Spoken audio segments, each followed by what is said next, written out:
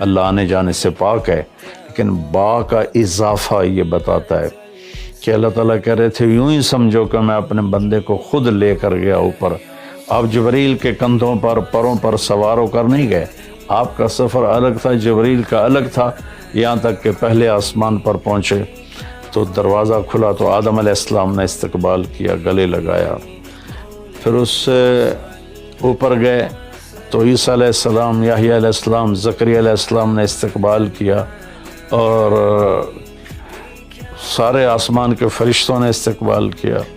پھر اس کے بعد تیسرے آسمان پر گئے تو یوسف علیہ السلام نے استقبال کیا اور سارے فرشتوں نے۔ پھر چوتھے آسمان پر گئے تو یونس علیہ السلام نے اور باقی سارے فرشتوں نے۔ تو پھر پانچویں آسمان پر گئے تو ہارون علیہ السلام اور آسمان کے فرشتے۔ پھر چھٹے آسمان پر گئے تو موسیٰ علیہ السلام اور موسیٰ علیہ السلام کے آسمان کے فرشتے۔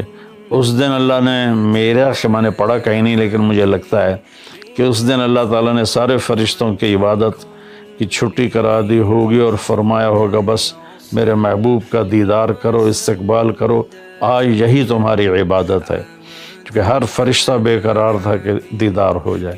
پھر اب ساتویں آسمان پر گئے، وہاں ایک بیت اللہ تھا، وہاں ایک بزرگ سفید داڑھی والے یوں کر کے بیٹھے ہوئے تھے، یوں کر کے، اور لمبے ان کے بال تھے، لمبی داڑھی تھی، وہ نہیں اٹھے، وہ بیٹھے رہے۔ جب اب قریب آئے تو وہ کھڑے ہوئے اور کہا میرا بیٹا آ گیا۔ پہلے نبیوں نے کہا ہمارے بھائی آ گئے، ہمارے بھائی آ گئے، ہمارے نبی آ گئے۔ اس بزرگ نے کہا میرے بیٹے آ گئے، میرے بیٹے آ گئے۔ تو آپ نے جبریل سے پوچھا یہ کون بزرگ ہیں؟ تو انہوں نے فرمایا یہ آپ کے دادا ابراہیم علیہ السلام ہیں۔ اس میں اللہ نے ہمیں سبق دیا کہ بیٹا کتنے ہی عالی مقام پہ چلا جائے، اس کی ذمہ ہے اپنے ماں باپ کا ادب کرے، ان کے پاؤں چھوئے، ان کے سامنے سر جھکا کے چلے۔ یہ ہواؤں میں اڑ جائے، عرش کو چیر کے اللہ تک پہنچ جائے، پھر بھی باپ کے آگے، ماں کے آگے سر جھکانا ہے۔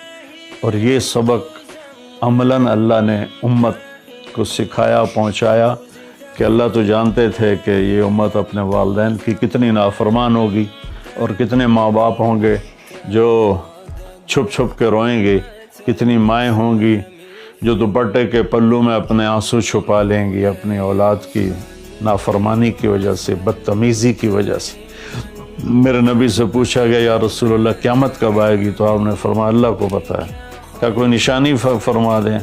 ارشاد فرما دیں کہ جب مائیں بیٹیوں کے ہاتھوں ذلیل ہوں گی تو